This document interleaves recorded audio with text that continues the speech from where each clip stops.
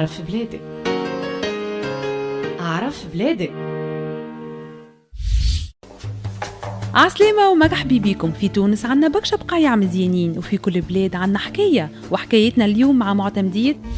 اليوم حكايتنا على مدينة هي قلب الساحل الشرقي، واللي تمتد على الطريق الرئيسية في 82، واللي تربط ما بين سوسة والمهدية، ويحدها من الشرق صبخة المكنين بلبة بقالطة، أما من الغرب نلقاو توزة بني حسين، وكيف نتعداو للشمال منلقاو كان قصر هلال.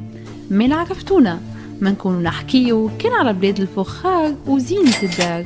مكنين بلاد جميلة ومزيانة اللي رغم صغر مساحتها 1549 هكتار نلقاو فيها كثرة سكانية مش عادية، حوالي 89277 نسمة، وهذا يخليها تتقسم إلى مكنين الشرقية، راس الوادي، مكنين القبلية، عميرة التويزرة، الشراحيل، ومكنين الجوفية، خير الدين، ومكنين الغربية، سيدي بنور، خير الدين، ومنزل الفارسي، وعميرة التويزرة الجنوبية، والشراحيل، وعميرة الفحول، وعميرة الحجاج نختموا بها.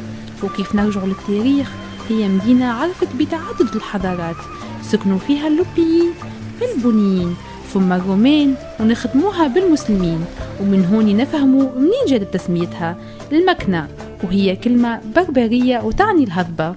الحضارات اللي مرت عليها لها بصمة ميزتها، من الحضارة الفينيقية اللي تعرفت بصناعة الفخار، واللي زاد طورها مع العهد الروماني، وهذا مظهر في خريطة الأثرية الرومانية اللي تحمل أكثر من 60 موقع أثري. وعلى سبيل الذكر للحصر نقول قصر جعفر، هنشير الفول، هنشير شقير، ساقية الحمام، والواد الهواري، وما ننسيوش زيادة دار الهارون. وهذا اللي يفسر لنا وجود أكثر من 20 فرن فخار. ثم نوصل للعهد الإسلامي اللي كانت البداية مع أول جامع سيدي بوعنبة. باختصار مكنين بلاد متميزة بموقعها مزيان وتعدد الحضارات اللي يخليها تتوارث صناعة الفخار من الأجداد، وولات حرفة من كبيرها لصغيرها.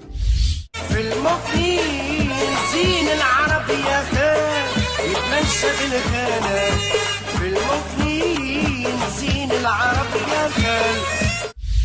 اليوم كانت رحلتنا مع معتمدية المكنين، وغدوة نحطوا في حال في معتمدية أخرى.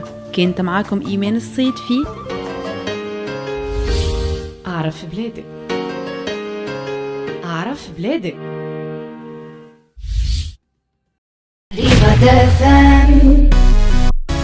ربا فام حاجة أخرى.